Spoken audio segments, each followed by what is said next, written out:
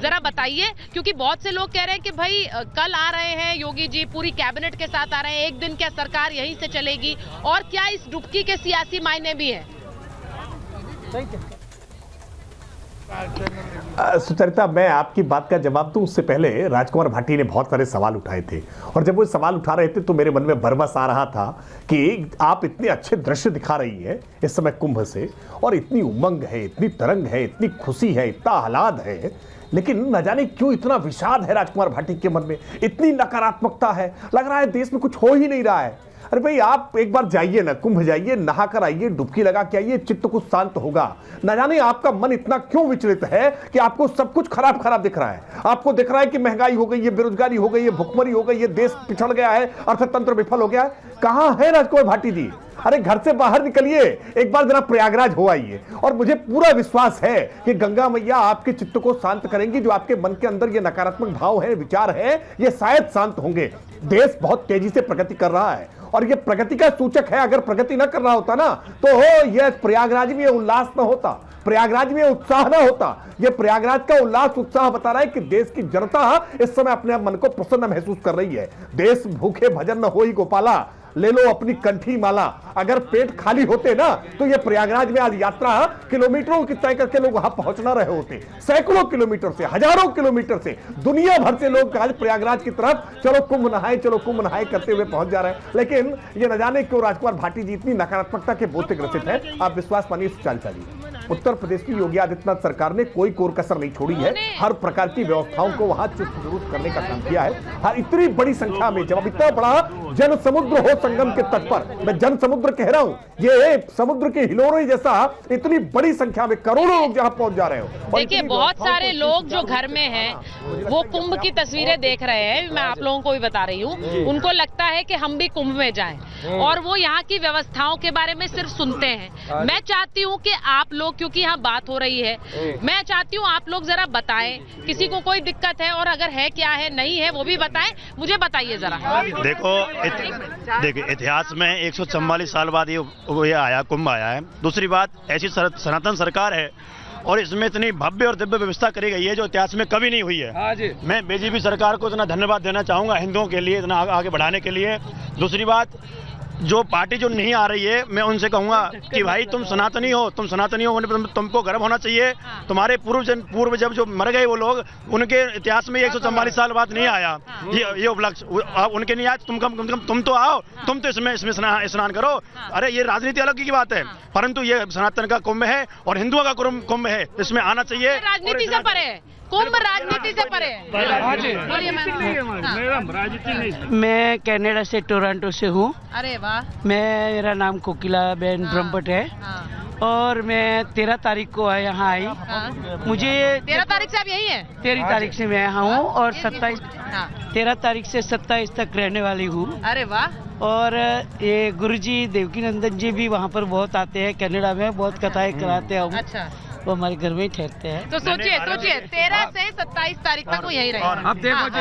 एक मिनट, मैं बस सिर्फ एक जल्दी से एक पूछना चाह रही हूँ, क्योंकि मेरे मेहमान भी इंतजार कर, थोड़ा पीछे हो जाइए, थोड़ा सा पीछे हो जाइए। मुझे बस ये बताइए, यहाँ पर आप लोगों को कोई दिक्कत है? व्यवस्था कैसी है? जो घर में देख रहा है, जो घर में देख रहा है, नहीं, कोई दिक्कत नहीं है। हम आज 400 रुपये में योगी जी ने बहुत अच्छी व्यवस्था कर रखी है। व्यवस्था में दिक्कत नहीं है, जो बैठे हैं घर पे उनको दिक्कत है। व्यवस्था में कोई दिक्कत नहीं। अगर लगता है कि व्यवस्था दिक्कत में, तो वो आकर यहाँ पे देखें कि माननीय योगी जी ने कितना अच्छा कार्य किया हुआ है। और अच्छा, देखिए, यूं तो बार बार कहा जा रहा है कि भाई कुंभ में कोई सियासत नहीं ढूंढनी चाहिए, यहाँ के लोग बोल रहे हैं, मैं नहीं बोल रही हूँ। और यहाँ पर बड़े सम्मान के साथ वो कह रहे हैं कि सब लोग आए। मैं एक बार जरा वरुण जी से पूछ रही हूँ। वरुण जी, ये बार बार कहा जा रहा है कि कुंभ में डुबकी लगाने राहुल गांधी, प्रियंका वाड्रा भी आ सकते हैं, और ये इसलिए है, ये क्या इसलिए है? अब उसमें भी सवाल पूछे जाएंगे। अगर योगी जी आ रहे हैं तो उसे सियासी डुबकी कहते हैं, राहुल प्रियंका आ रहे हैं तो फिर वो डुबकी सियासी नहीं है दिल्ली चुनाव से पहले? एक सुचारिता जी, सबसे पहले तो आपको साधुवाद, आप कुंभ के दर्शन करा रहे हो वहां से, तो भगवान करे आपको बहुत सारा पुण्य मिले। आपने जो प्रश्न पूछा राहुल जी, प्रियंका जी, वो भी जाएंगे।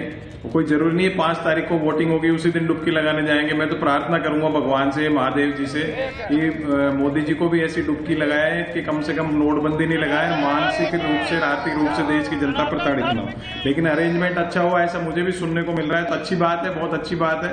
उसका क्रिटिसिज्म हर बात का किया नहीं जाता है, अरेंजमेंट अच्छा है तो होना चाहिए। और मैं आशा करूंगा कि आप राहुल जी, प्रियंका जी को पॉलिटिकल बातें नहीं करें, त्रिपाठी जी भी नहीं करें, क्योंकि 5 तारीख को मतदान के दिन जाने वाले नहीं है किसी भी हाल में। उसके बाद जाएंगे और स्नान करके आएंगे। वो भी तो प्रियंका जी के तो कई बार आपने भी देखा स्नान करके आए। अब भारतीय जनता पार्टी को तो छिछालेदारी करनी होती है दूसरों की, जो करते रहेंगे। आप सियासत की बात करते हैं, इनको सियासत थोड़ी करनी है। मैं आपसे सहमत हूँ। मैं हमेशा ये सोचती हूँ कि धर्म बड़ा व्यक्तिगत होता है। मैं ये नहीं कह रही हूँ कि हर किसी को सबके सामने आकर डुबकी लगानी चाहिए, लेकिन अगर आप ये कह रहे हैं कि राहुल गांधी और प्रियंका गांधी धर्म से जोड़कर वो पहले भी इस तरह से डुबकी लगा चुके हैं, वो पहले भी जो धर्म कांड है उनसे जुड़े रहते हैं, तो फिर योगी आदित्यनाथ और नरेंद्र मोदी तो कई बार इस तरह के हमने धर्म कांड में से जुड़े हुए उनकी तस्वीरें देखी हैं, फिर उन पर सवाल क्यों है? वो अगर डुबकी लगाने आते हैं तो उनको सियासी डुबकी क्यों कहा जाता है? सुचारिता जी, ये डिपेंड करता है आप किस तरह से प्रेजेंट करते हो चीज को। मैं भी पाठ पूजा बचपन से ही करता हूँ, आपको फोटो दिखा दूंगा बचपन से, पर मैं दिखाता नहीं हूँ ना बीजेपी की जैसे फोटो नहीं लगाता कि कब जनेऊ होती है, कब बचपन में पाठ करना, क्या पाठ सिखाते हैं बच्चों को, तो शुरू से ही सिखाते हैं, सभी सिखाते हैं घरों में। लेकिन जो प्रोपोगंडा और प्रेजेंटेशन होता है उस पर डिपेंड करता है। आप जाइए शांति से करके आइए, आप उसको प्रोपोगंडा करोगे कि मोदी जी ने डुबकी लगाई तो साहब बहुत बड़ा काम हो गया, तो प्रधानमंत्री जाना चाहिए। मैंने तो उसकी तारीफ की, बुराई थोड़ी कर रहा हूँ इस बात के। प्रश्न चिन्ह नहीं उठा रहे, प्रश्न चिन्ह तो भारतीय जनता पार्टी जो मोदी सेंट्रिक बीजेपी है वो प्रश्न चिन्ह उठा रही है। दूसरे नेता क्यों नहीं आ रहे, दूसरे नेता क्यों नहीं? भाई उनका निजी मामला, आएंगे जब चले जाएंगे, कि पारिवारिक मामला है, धार्मिक मामला है। तो ये जो इस प्रकार की जो मानसिकता इनके अंदर डेवलप हुई है, जिसका ये प्रचार करना चाहते हैं कि भाई ब्रांडिंग करना चाहते हैं, हिंदू धर्म और कुंभ सब इन्हीं की तरफ, इन्हीं की समय में लग रहे हैं। मोदी जी के टाइम से ही सारे कुंभ के मेले लग रहे हैं, या मोदी जी की मोदी सेंट्रिक बीजेपी है वो हिंदुओं के लिए काम कर रही है। पहले तो था ही नहीं, 2014 से पहले हिंदू धर्म ही नहीं था, कोई मेले नहीं भरते थे। माफी चाहती हूँ वरुण जी, क्योंकि आपकी बात मैं सुन नहीं पा रही हूँ। यहाँ पर लोगों के शोर इतना ज्यादा, थोड़ा पीछे हो जाइए भाई साहब, थोड़ा पीछे हो जाइए थोड़ा, जिससे कि मैं अपने मेहमानों की भी बात सुन सकूं, क्योंकि ये उनका भी एक तरह से भाव है कि वो अपनी भावना जो है वो व्यक्त करना चाहते हैं, टीवी पर बताना चाहते हैं लोगों से। लेकिन एक चीज बड़ी क्लियर है, मैं अगर प्रेम कुमार जी आ गए हैं तो चेतन मुझे बता दीजिए, और आप आचार्य राज मिश्रा भी अगर आ गए हैं तो बता दीजिए। लेकिन मैं प्रेम कुमार जी जरा पूछ रही हूँ, दिल्ली चुनाव, उस दिन दिल्ली में वोट होगा, प्रधानमंत्री नरेंद्र मोदी कुंभ में होंगे, आप इसे कैसे देख रहे हैं? जी, ये कोई पहला मौका नहीं होता है। जब जिस दिन चुनाव होता है उस दिन कैसे लोगों का अटेंशन लिया जाए, ये नरेंद्र मोदी जी हमेशा दिखाते रहे हैं। तो कुंभ तो एक उसको स्वाभाविक बोल करके भी बता सकते हैं, वो बताएंगे। लेकिन राजनीतिक लोगों को धर्म का इस्तेमाल करने से बचना चाहिए। और कुंभ आज की परंपरा नहीं है, और पहले के भी प्रधानमंत्री आते रहे हैं, प्रधानमंत्री जाएं, इसमें भी कोई गुरेज नहीं है। कौन कर रहा है? मतदान वाले दिन धर्म के नाम पे, मतदान वाले दिन धर्म का इस्तेमाल कौन कर रहा है प्रेम जी? इससे पूछिए। हाँ, आपसे ही पूछ रही हूँ, धर्म का इस्तेमाल कौन कर रहा है? आप कह रहे हैं धर्म का इस्तेमाल नहीं करना चाहिए राजनेताओं को।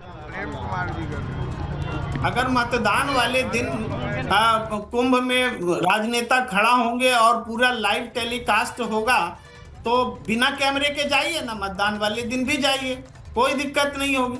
लेकिन उसका इंटेंशनली अगर प्रोपेगेंडा होगा तो कैमरे वालों को राहुल गांधी के पीछे या नरेंद्र मोदी के पीछे या अखिलेश जी के पीछे वो तो नहीं भगाते हैं, मीडिया तो खुद ही जाती है ना। वो बड़े नेता हैं, अखिलेश जी कहीं भी जाएंगे, राहुल गांधी कहीं जाएंगे, मीडिया जाएगी उनके पीछे। अब कल तो कुंभ में स्नान करेंगे योगी जी, तो कल तो कोई चुनाव नहीं है, तब भी मीडिया दिखाएगी उसे, नहीं दिखाएगी? मैं यहाँ बोल ही नहीं रहा हूँ, मैं कह रहा हूँ कि मतदान वाले दिन ये कैमरे में ना दिखाए जाए, इसको सुनिश्चित करने के लिए तो कुछ होना चाहिए ना। चुनाव आयोग तो है, नेता चाहेंगे, उन्हीं की मर्जी थोड़े चलेगी। चुनाव आयोग रोके इन चीजों को, रिले नहीं होना चाहिए। टेलीविजन को भी सोचना चाहिए कि हम न्यूज चला रहे हैं, इससे चुनाव प्रभावित हो सकता है। नहीं चाहिए। राकेश जी जल्दी से इसको जरा